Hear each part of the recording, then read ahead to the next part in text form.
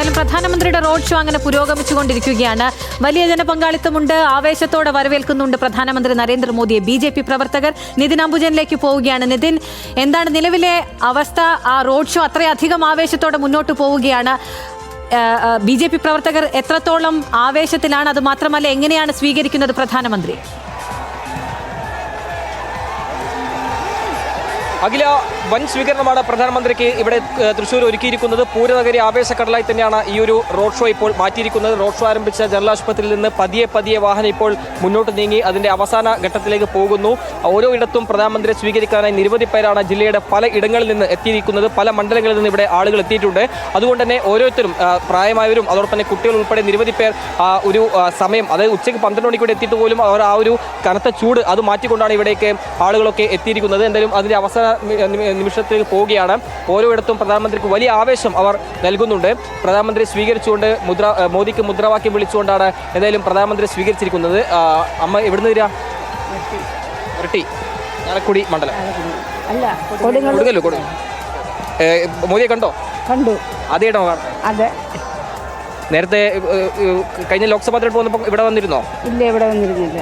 അപ്പോൾ ആദ്യമായിട്ട് വന്നു. വലിയ ആവേശത്തോടു കൂടിയാണ് വന്നത് മോദിജിയെ കാണാനായിട്ട്.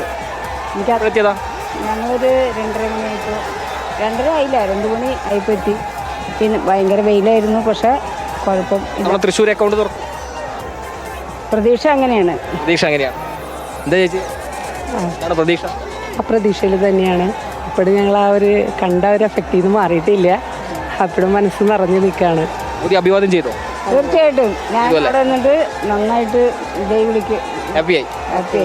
അമ്മ വലിയ സന്തോഷത്തിലാണ്. കാരണം പ്രധാനമന്ത്രിയെ കാണാനായി കൊരട്ടിന്ന് വന്നതാണ്. അതിനുശേഷം ഏതാണ്ട് 2 മണിയോടെ ഇവിടെ എത്തി പ്രധാനമന്ത്രിയെ കണ്ടു. മുൻനിരയിൽ തന്നെ അവർ നിന്നിരുന്നു. പ്രധാനമന്ത്രിക്ക് അഭിവാദ്യം നൽകി. പ്രധാനമന്ത്രി തിരിച്ചു അഭിവാദ്യം നൽകിയെന്നാണ് ഈ അമ്മ പറഞ്ഞിരിക്കുന്നത്. എന്തായാലും വലിയ ആവേശത്തിൽ തന്നെയാണ് ഓരോ BJP പ്രവർത്തകരുള്ളത്. പ്രായഭേദമന്യേ ഇവിടെ ആളുകൾ എത്തിക്കൊണ്ട് വലിയ ആവേശത്തോടുകൂടി തന്നെ അവർ പ്രധാനമന്ത്രിയെ സ്വീകരിച്ചു. റോഡ് ഷോ ഇപ്പോൾ അതിൻ്റെ അവസാന ഘട്ടത്തിലേക്ക് പോകുന്നു. ഓരോയിടത്തും ഏതാണ്ട് 1000-ലധികം ആളുകൾ അവിടെ അവർ ഓരോ പോയിന്റിലും ഉണ്ടായിട്ടുണ്ട്. ഏതാണ്ട് 50,000-ഓളം ആളുകൾ ഇവിടെ വന്നു എന്നാണ് BJP അവകാശപ്പെടുന്നത്. ആ നിലയിൽ ഈ റോഡ് ഷോ അവർ വലിയ വിജയമാക്കി മാറ്റിയിട്ടുണ്ട്. തൃശ്ശൂരെ സംബന്ധിച്ചാണെങ്കിൽ നമുക്കറിയാം, തൃശ്ശൂർ BJP സംബന്ധിച്ച് എപ്പോഴും ഒരു A ക്ലാസ് മണ്ഡലമായി കണക്കാക്കുന്ന ഒരു സ്ഥലം കൂടിയാണ്. അതുകൊണ്ട് തന്നെയാണ് പത്മജ വേണുഗോപാലിനെ അവർ രംഗത്തിറക്കി ഇത്തവണ തൃശ്ശൂർ തിരിച്ചുപിടിക്കാനുള്ളൊരു ശ്രമം എന്തായാലും BJPയുടെ ഭാഗത്തുനിന്ന് നടത്തുന്നത്. അതിന് ആവേശവും ഊർജ്ജവും പകരുന്ന പ്രധാനമന്ത്രിയുടെ ഈ സന്ദർശനം എന്ന കാര്യത്തിൽ തർക്കമില്ല. ഇവിടെയായിരുന്നു വലിയ നിയന്ത്രണങ്ങളൊക്കെ തന്നെ ഏർപ്പെടുത്തി പ്രവർത്തകരെ ഓരോരുത്തരായി ഉള്ളിലേക്ക് കടത്തിവിട്ടത്. എന്തായാലും വലിയ ആവേശക്കടലായ ഒരു സമയമായിരുന്നു പ്രധാനമന്ത്രി വന്നപ്പോൾ. ഇപ്പോഴെല്ലാം ഒരു ആളൊഴിഞ്ഞ പൂരപ്പറമ്പ് പോലെ ഇപ്പോൾ മാറിയിരിക്കുകയാണ്. എന്തായാലും ഈ ഒരു പൂരനഗരി വലിയ ആവേശത്തോടെ തന്നെ അവസാനിക്കുന്നിടത്ത് നാളെ രാഹുൽ ഗാന്ധി തുടങ്ങും. അപ്പോൾ ഇതിനും വലിയ ആവേശമായിരിക്കുമോ UDF ഒരുക്കുന്നത് എന്നതും കാണേണ്ടതുണ്ട്. ഉറപ്പായും ആകില്ല. കാരണം രാഹുൽ ഗാന്ധിയുടെ വരവും വലിയ ആഘോഷമാക്കാനാണ് UDF പ്രവർത്തകർ തീരുമാനിച്ചിരിക്കുന്നത്. ഇനി ഏതാണ്ട് 11 ദിവസം മാത്രം ബാക്കിയുള്ളപ്പോൾ രാഹുൽ ഗാന്ധിയുടെ വരവ് ഈ പ്രധാനമന്ത്രിക്ക് BJP പ്രവർത്തകരിൽ സ്വീകരണത്തെക്കാൾ മികച്ചതാക്കണം എന്ന് തന്നെ അവർ തീരുമാനിച്ചിട്ടുണ്ട്. രാഹുൽ ഗാന്ധി കോഴിക്കോട് വന്നപ്പോൾ ഒരു ഇന്ദിരാ ഗ്യാരണ്ടി പ്രഖ്യാപിച്ചിരുന്നു. അതുവഴിയാണ് ഇപ്പോൾ UDF പ്രവർത്തകരുടെ പ്രചരണമെല്ലാം മുന്നോട്ട് പോകുന്നത്. എന്തായാലും ഇന്നിവിടെ പ്രധാനമന്ത്രി നടത്തിയ രാഷ്ട്രീയ വിമർശനം, അതിനുള്ള മറുപടിയെല്ലാം തന്നെ ഇനി രാഹുൽ ഗാന്ധി നാളെ കേരളത്തിൽ സന്ദർശിക്കുമ്പോൾ ഉണ്ടാകുമോ എന്നുള്ള ഉൾപ്പെടെ കാണേണ്ടതുണ്ട്. ആ നിലയിലായിരുന്നു പ്രധാനമന്ത്രിയുടെ വിമർശനമുണ്ടായത്. കോൺഗ്രസിനെ കടന്നാക്രമിച്ചു, UDFനെ കടന്നാക്രമിച്ചായിരുന്നു പ്രധാനമന്ത്രിയുടെ രാഷ്ട്രീയ വിമർശനങ്ങൾക്കുമൊക്കെ ഇനി രാഹുൽ ഗാന്ധി മറുപടി പറയുമോ എന്നറിയേണ്ടതുണ്ട്. സൂരജ് സജിയുണ്ട് വിവരങ്ങളുമായി. സൂരജ്, റോഡ് ഷോ എവിടെ എത്തി?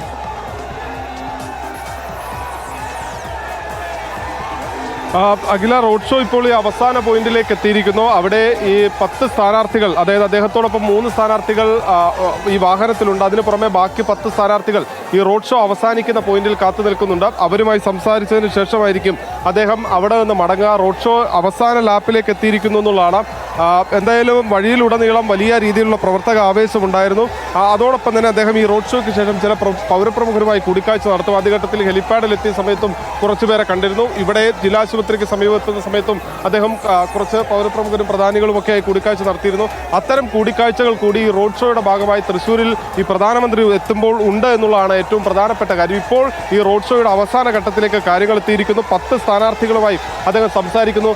ഈ വാഹനത്തിലേക്ക് വന്നു കഴിഞ്ഞാൽ അവിടെ നമ്മൾ കൃത്യമായ ഒരു ത്രികോണ പോരാട്ടം, അതായത് 3 മണ്ഡലങ്ങളിലാണ് BJP ശക്തമായ ത്രികോണ പോരാട്ടം കാഴ്ചവെക്കുന്നത്. ആ 3 മണ്ഡലത്തിലെ സ്ഥാനാർത്ഥികളും ഈ പ്രധാനമന്ത്രിയോടൊപ്പം റോഡ് ഷോയിൽ അനുഗമിക്കുന്ന നിർണായകമായ കാഴ്ചയാണ് നമ്മൾ കണ്ടത്. അതിൽ ഒന്ന് KK അനീഷ് കുമാർ മണലൂരിൽ BJP സംബന്ധിച്ച് ഈ സുരേഷ് ഗോപി ഉണ്ടാക്കിയ മുന്നേറ്റമുണ്ട്. ആ മുന്നേറ്റത്തിന്റെ തനിയാവർത്തനത്തിന് വേണ്ടിയാണ് അന്ന് സുരേഷ് ഗോപിയുടെ തെരഞ്ഞെടുപ്പ് പ്രചാരണ പ്രവർത്തനങ്ങൾക്ക് ചുക്കാൻ പിടിച്ച അന്നത്തെ ജില്ലാ പ്രസിഡന്റ് KK അനീഷ് കുമാറിനെ തന്നെ BJP കളത്തിലിറക്കിയിരിക്കുന്ന. മറുവശത്ത് പത്മജ വേണുഗോപാൽ തൃശ്ശൂരിലൂടെ തൃശ്ശൂർ നിയമസഭാ നിയോജക മണ്ഡലം പിടിക്കുന്നതിന് വേണ്ടി ഇറങ്ങിയിരിക്കുന്നു. CC മുകുന്ദൻ എന്ന് പറയുന്ന LDF MLA 50 വർഷത്തെ കമ്മ്യൂണിസ്റ്റ് ബന്ധം അവസാനിപ്പിച്ചുകൊണ്ടാണ് ഈ BJP ക്യാമ്പിലേക്ക് കൊണ്ടുവന്ന താമര ചിഹ്നത്തിൽ മത്സരിപ്പിക്കുന്ന ഈ CC മുകുന്ദൻ കൂടി ഈ പ്രധാനമന്ത്രിയോടൊപ്പം ഈ വാഹനത്തിൽ അനുഗമിക്കുന്നു എന്നുള്ളത് ഇടതുപക്ഷത്തെ സംബന്ധിച്ച് കിട്ടാവുന്ന ഏറ്റവും വലിയ തിരിച്ചടിയാണ്, രാഷ്ട്രീയ തിരിച്ചടിയാണ്. കാരണം അവരിൽ നിന്ന് ഒരാളും ഒരു കാലത്തും കൊഴിഞ്ഞു പോകില്ല. ഇടതുപക്ഷത്തിനകത്ത് നിന്ന് ഒരാളെപ്പോലും RSSനോ BJPക്കോ അടർത്തിയെടുക്കാൻ കഴിയില്ലെന്ന് പല നേതാക്കൾ ആവർത്തിച്ച് വ്യക്തമാക്കിയതാണ്. അവർക്ക് മുന്നിലൂടെയാണ് CC മുകുന്ദനെ BJPയുടെ വാഹനത്തിൽ കയറ്റി റോഡ് ഷോയിൽ പങ്കെടുത്തുകൊണ്ട് പോകുന്ന. CC മുകുന്ദൻ ചെയ്ത ധാർമ്മികതയാണോ എന്നുള്ളതെല്ലാം തന്നെ അവിടെ ചോദ്യം ചെയ്ത് നിൽക്കുന്നുണ്ട്. പക്ഷേ രാഷ്ട്രീയ സാഹചര്യത്തിൽ കൃത്യമായ ഒരു രാഷ്ട്രീയ തന്ത്രം അവിടെ BJP പയറ്റുന്നു. CC മുകുന്ദൻ പാർട്ടിയുമായി അകലുന്ന സമയത്ത് അത് ഉപയോഗപ്പെടുത്തുന്നു. അത് വലിയ രീതിയിൽ തന്നെ പ്രധാനമന്ത്രി എത്തുന്ന സമയത്ത് പോലും രാഷ്ട്രീയ ചർച്ചയാക്കാൻ BJPക്ക് കഴിയുന്നു എന്നുള്ളത് അത് അവരുടെ നേട്ടമായി തന്നെ പറയേണ്ടതാണ്. എന്തായാലും BJP പ്രവർത്തകരെയൊക്കെ സംബന്ധിച്ച് വലിയ ആവേശമാണുള്ളത്. ഇപ്പോൾ നമ്മളോടൊപ്പം ചേരുന്ന BJPയുടെ ഇവിടുത്തെ മീഡിയ കോർഡിനേറ്റർ ആയിട്ടുള്ള ദിനേശാണ്. ചേട്ടാ, എന്താ നിലവിൽ ഇപ്പോഴത്തെ ഒരു സ്റ്റാറ്റസ് എന്താ? വളരെ വലിയ ആവേശത്തിലാണ് ഞങ്ങൾ. വലിയ വിജയമാണ് തൃശ്ശൂർ ഉണ്ടാകാൻ പോകുന്നത്. കാരണം മോദിജി വന്നു, നമ്മുടെ തൃശ്ശൂരിലെ കാൻഡിഡേറ്റ് അതിൽ കയറി വലിയ വിജയം. തൃശ്ശൂരിൽ മുഴുവൻ ആ ഒരു തൃശ്ശൂർ ടൗണിലുണ്ടായിരുന്ന ഈ വികാരം തൃശ്ശൂർ ജില്ല മുഴുവൻ പടരും. തൃശ്ശൂർ ജില്ല തൂത്തുവാരുന്ന രീതിയിലേക്ക് BJP മുന്നോട്ട്. ഇനി എപ്പോഴായിരിക്കും പ്രധാനമന്ത്രി മടങ്ങുക? പ്രധാനമന്ത്രി ഇപ്പോൾ 3 കാൻഡിഡേറ്റുമായി സംസാരിച്ചു. അടുത്ത ബാക്കിയുള്ള കാൻഡിഡേറ്റുമായി അവിടെ സംസാരിക്കണം. അതിനുശേഷം അല്പസമയത്തിനകം തൃശ്ശൂരിൽ നിന്ന് മടങ്ങും. പൗരപ്രമുഖരുമായൊക്കെ ഇന്ന് കൂടിക്കാഴ്ച നടത്താൻ പറ്റിയിട്ടുണ്ട്. തീർച്ചയായും തൃശ്ശൂരിലെ പ്രധാനപ്പെട്ട ആളുകളെ എല്ലാം അദ്ദേഹം വിസിറ്റ് ചെയ്തിട്ടുണ്ട്. ദേവസ്വം ഭാരവാഹികളെ, സാമുദായിക സംഘടനയുടെ ആളുകളെ, മുഴുവൻ ആളുകളുമായി തൃശ്ശൂരിലെ പരിച്ഛേദം തന്നെ അദ്ദേഹവുമായി കൂടിക്കാഴ്ചയ്ക്ക് ഇന്ന് സാധിച്ചിട്ടുണ്ട്. തൃശ്ശൂർ വലിയ മുന്നേറ്റം. പ്രധാനമന്ത്രി ക്രൈസ്തവ സഭാധ്യക്ഷന്മാരുമായിട്ടൊക്കെ ചർച്ച നടത്താൻ, ഇത്തരത്തിൽ കൂടിക്കാഴ്ച നടത്താൻ സാധിക്കും. തീർച്ചയായും അവരുമായി ബന്ധപ്പെട്ടിട്ടുണ്ട്, അവരുമായി സംസാരിച്ചിട്ടുണ്ട്. അവരുടെ ആളുകളുമായി നമ്മൾ ബന്ധപ്പെട്ടു, പ്രധാനമന്ത്രിയുടെ ഓഫീസുമായി ബന്ധപ്പെട്ട് അവർ സംസാരിച്ചിട്ടുണ്ട്. വലിയ ഒരു വിജയപ്രതീക്ഷയിലാണ് തൃശ്ശൂർ പോകുന്നത്. എന്തായാലും വലിയ ആത്മവിശ്വാസം, ഗംഭീര ആത്മവിശ്വാസത്തിലാണ് തൃശ്ശൂർ. അതായത് ഇവിടെ എത്തിയതിനു ശേഷം പ്രധാനമന്ത്രിയുടെ റോഡ് ഷോ മാത്രമല്ല, റോഡ് ഷോ നമ്മൾ കാണുന്ന ഫേസാണ്. അതിനപ്പുറത്തേക്ക് ഈ മതസംഘടനകളുടെയും അതോടൊപ്പം തന്നെ സാമുദായിക സംഘടനയുടെ ഒക്കെ ഭാരവാഹികളുമായും അതോടൊപ്പം തന്നെ ഈ അതിരൂപതകളുണ്ട്. ക്രൈസ്തവ സഭകൾക്ക് സ്വാധീനമുള്ള മണ്ഡലമാണ് തൃശ്ശൂർ മണ്ഡലം. അവിടെ അത്തരം ചർച്ചകളൊക്കെ നടത്തി എന്നുള്ളതാണ് BJPയുടെ ഔദ്യോഗികമായി തന്നെ BJP സ്ഥിരീകരിക്കുന്ന കാര്യം.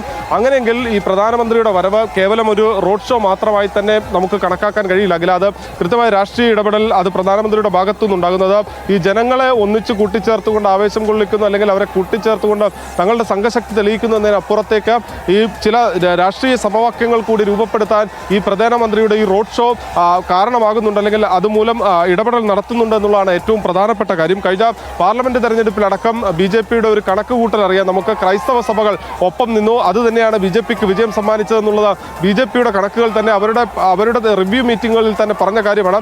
അത് ഈ ക്രൈസ്തവ സഭകൾ മാത്രമല്ല, മുസ്ലിം ന്യൂനപക്ഷങ്ങൾ പോലും BJPക്ക് അനുകൂലമായ ഒരു നിലപാട് അതിൽ ഒരു വിഭാഗം എടുത്തു എന്നടക്കമുള്ള കാര്യങ്ങൾ BJP മാത്രമല്ല, അത് CPM അടക്കം അവരുടെ സമ്മേളനങ്ങളെല്ലാം ചർച്ച ചെയ്തു പോയ കാര്യമാണ്. ആ സാഹചര്യത്തിൽ മോദി ഇവിടെ എത്തുന്നു. അത്തരം സംഘടനകളുമായും ക്രൈസ്തവ ന്യൂനപക്ഷങ്ങളുമായും അതോടൊപ്പം തന്നെ മറ്റ് സമുദായിക സംഘടനകളുമായെല്ലാം തന്നെ പ്രധാനമന്ത്രി കൂടിക്കാഴ്ച നടത്തിയിട്ടുണ്ട്. തൃശ്ശൂരിലെ ഈ വ്യവസായികളുണ്ട്, അവരെ സംബന്ധിച്ച് അതൊരു വലിയ കുടുംബങ്ങൾ ഉള്ള വ്യവസായ ഗ്രൂപ്പുകളുണ്ട്. അവരുമായെല്ലാം നടത്തുന്ന കൂടിക്കാഴ്ചകൾ അതെല്ലാം തന്നെ രാഷ്ട്രീയ നേട്ടമാക്കാൻ കഴിയുമെന്നുള്ളതാണ് BJP ക്യാമ്പ് കണക്ക് കൂട്ടുന്നത്. എന്തായാലും വരുന്ന നിയമസഭാ തെരഞ്ഞെടുപ്പിൽ അരയും തലയും മുറുക്കി എത്തുമ്പോൾ പ്രധാനമന്ത്രിയുടെ റോഡ് ഷോയോടുകൂടി BJP അതിന്റെ ആത്മവിശ്വാസത്തിന്റെ ഉച്ചസ്ഥായിയിലേക്ക് എത്തുകയാണെങ്കിൽ അങ്ങനെ എത്തിയെന്ന് പറയാം സൂരജ് സജി. ആ ആവേശം ആ റോഡ് ഷോയിൽ ഉടനീളം നമുക്ക് കാണാൻ കഴിഞ്ഞിട്ടുണ്ടായിരുന്നു. നമുക്ക് ഇന്നത്തെ ഈ ദിവസത്തെ പരിശോധിക്കുകയാണെങ്കിൽ പ്രധാനമന്ത്രിയുടെ ഈ 2 ജില്ലകളിലേക്കുമുള്ള സന്ദർശനവും ഒരു ജില്ലയിലെ റോഡ് ഷോയും ഒരു ജില്ലയിലെ രാഷ്ട്രീയ വിമർശനം ഉൾക്കൊണ്ടുള്ള പ്രസംഗവും ഒക്കെ കൂടി മനസ്സിലാക്കിയാൽ എങ്ങനെ നമുക്ക് ഒരു വിശദീകരണത്തിലേക്ക് അല്ലെങ്കിൽ അവരുടെ നീക്കുപോക്കുകളിലേക്ക് കടക്കാൻ കഴിയും സൂരജ്?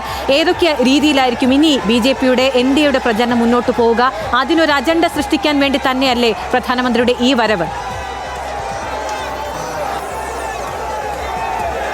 അഖില, ഈ തെരഞ്ഞെടുപ്പ് പ്രഖ്യാപനം വന്നതിന് പിന്നാലെ കോൺഗ്രസ് ആകട്ടെ LDF ആകട്ടെ ഉയർത്തിക്കൊണ്ടുവന്ന പ്രധാനപ്പെട്ട രാഷ്ട്രീയ ചർച്ച എന്ന് പറയുന്നത് ഈ ഡീൽ ആരോപണമായിരുന്നു. ആദ്യഘട്ടത്തിൽ UDF ആണ് ഈ BJP CPM ഡീൽ എന്ന ആരോപണം, LDF ഡീൽ എന്ന ആരോപണം മുന്നോട്ട് വയ്ക്കുന്നത്.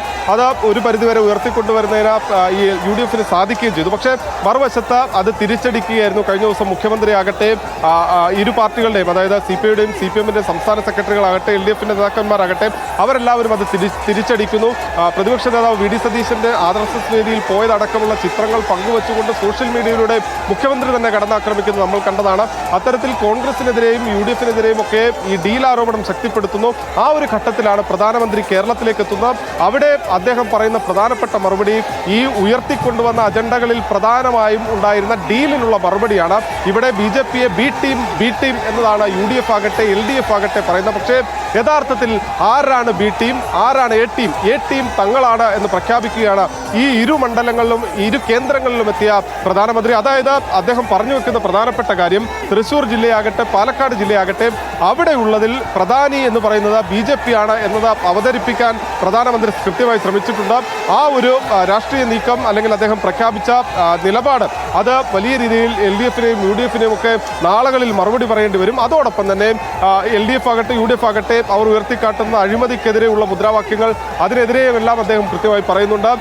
LDF എന്നോ UDF എന്നോ ഇല്ല, അവർക്ക് രണ്ടുപേരും അഴിമതിക്കാരാണ്. ഒരാൾ അഴിമതിയുടെ ലൈറ്റ് വേർഷൻ ആണെങ്കിൽ മറ്റേയാൾ അഴിമതിയുടെ കുറച്ചുകൂടി അപ്ഡേറ്റഡ് വേർഷൻ എന്ന തരത്തിലുള്ള പ്രതികരണമാണ് അദ്ദേഹത്തിന്റെ ഭാഗത്തു നിന്ന്. വർഗീയതയ്ക്കെതിരെയുള്ള നിലപാട് പറയുന്നു. ഒരാൾ വർഗീയ നിലപാടെടുക്കുമ്പോൾ മറ്റേയാൾ കടുത്ത വർഗീയ നിലപാടെടുക്കുന്നു. അങ്ങനെ തുടങ്ങി ഈ LDFനെയും UDFനെയും എല്ലാം കടന്നാക്രമിക്കുന്ന ഒരു സമീപനം അത് പ്രധാനമന്ത്രിയുടെ ഭാഗത്തു നിന്നുണ്ടായിട്ടുണ്ട്. ഈ തെരഞ്ഞെടുപ്പിൽ ഇനി പ്രധാനമന്ത്രി പറഞ്ഞ കാര്യങ്ങൾ തന്നെയായിരിക്കും മുഖ്യമായും ചർച്ചയാകുക. പ്രത്യേകിച്ച് പാലക്കാട് അദ്ദേഹം പറഞ്ഞ കാര്യമുണ്ട്, കർഷകർക്ക് മാത്രം 700 കോടി രൂപയുടെ ധനസഹായം ചെയ്തു. അതും പ്രധാനമന്ത്രിയുടെ പദ്ധതിയിലൂടെ, പ്രധാനമന്ത്രി പ്രഖ്യാപിച്ച പദ്ധതിയിലൂടെ 700 കോടി രൂപയുടെ സഹായങ്ങൾ പാലക്കാട് ജില്ലയ്ക്ക് മാത്രം ചെയ്തു എന്ന് അദ്ദേഹം പറയുന്നത് ചെറിയൊരു കണക്കല്ല. അവിടെ കർഷകരുടെ സംബന്ധിച്ച് കർഷക തൊഴിലാളികളുള്ള ഒരു മേഖലയാണ്, കർഷകരുള്ള മേഖലയാണ്. അവിടെ എത്തി കണക്കുകൾ എണ്ണിപ്പറഞ്ഞ് കേന്ദ്ര സർക്കാർ നടപ്പാക്കിയ പദ്ധതികൾ എണ്ണിപ്പറഞ്ഞുകൊണ്ടുള്ള ഒരു പ്രസംഗമായിരുന്നു അദ്ദേഹം നടത്തിയത്. എന്തായാലും നാളുകളിൽ ഇന്ന് വൈകുന്നേരത്തോടെ നാളെയൊക്കെ കൂടി LDFനും UDFനും ഒക്കെ ഇതിന് മറുപടി പറയേണ്ട തരത്തിലേക്ക്, BJPയുടെ അജണ്ടയ്ക്ക് മറുപടി പറയേണ്ട നിലയിലേക്ക് കാര്യങ്ങൾ പോകുമെങ്കില. എന്തായാലും അത്രയധികം ചോദ്യങ്ങളും അത്രയധികം വിശദീകരണങ്ങളും നടത്തിയിട്ടുണ്ട് പ്രധാനമന്ത്രി നരേന്ദ്രമോദി. പാലക്കാടാണെങ്കിലും ഈ തൃശ്ശൂരിലെ ഈ റോഡ് ഷോ ആണെങ്കിലും വലിയ രാഷ്ട്രീയ വിമർശനവും രാഷ്ട്രീയ സന്ദേശവും നൽകുന്നുണ്ട് എതിർ കക്ഷികൾക്ക്. എന്തായാലും ആ റോഡ് ഷോ അവസാനിച്ചിരിക്കുന്നു. മറ്റ് നടപടിക്രമങ്ങളിലേക്ക് കടക്കുകയാണ്. ഇടവേളയ്ക്ക് ശേഷം മറ്റു വാർത്തകൾ.